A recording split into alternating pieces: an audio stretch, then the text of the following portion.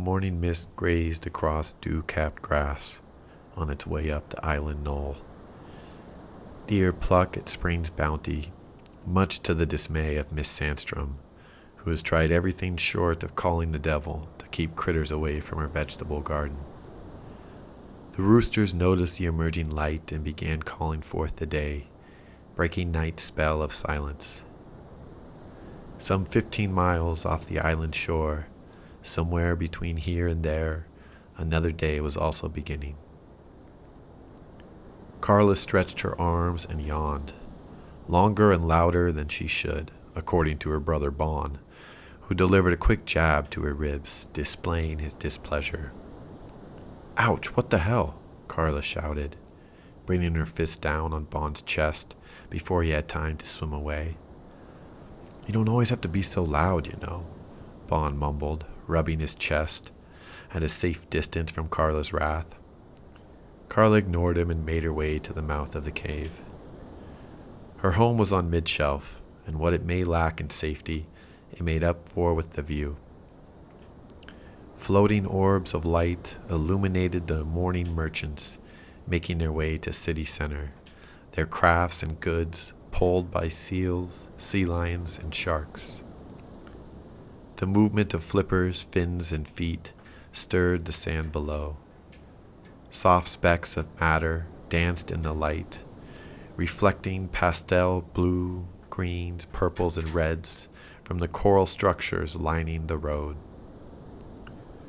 Above the bustling day, dolphins and whales swam and sang, exchanging morning tea as the city awoke.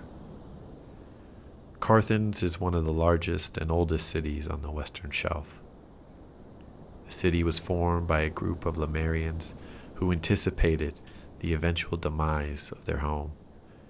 Determined to preserve peace in the ocean, they established an alliance with leaders from various tribes of whales and dolphins, creating a haven of cohabitation. Commerce, politics, and culture blossomed under the guidance of an interspecies council of 7 servers, one representative from each tribe. Carla sighed as she gazed over her home. Today was her first day of her apprenticeship. At the age of 12, every merchant in Carthens began a year-long apprenticeship with an elder to learn the ways of the ocean. Like all children of the sea, Carla was born with certain abilities. Merchants have long since had the ability to breathe underwater, drawing in oxygen through large pores in their feet and hands. These pores also allow for propulsion.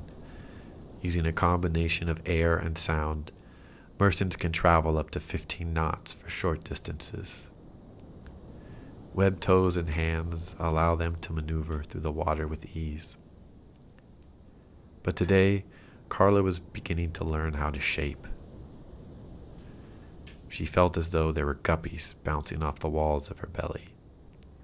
"Hurry up, Bon, we're going to be late," she shouted impatiently, turning back into the cave. Bon was busy shuffling through his chest, tossing out shells, treasure, tunics, and stones.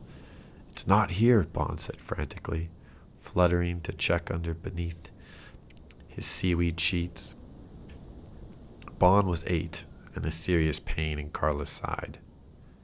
Her parents had left her in charge of him for the week while they traveled with an envoy of scientists to meet with the neighboring town of Roten. She was displeased, to say the least. Reaching down, Carla grabbed a small, coral-carved seahorse with a diamond-shaped emerald embedded in its chest. "Here, now let's go."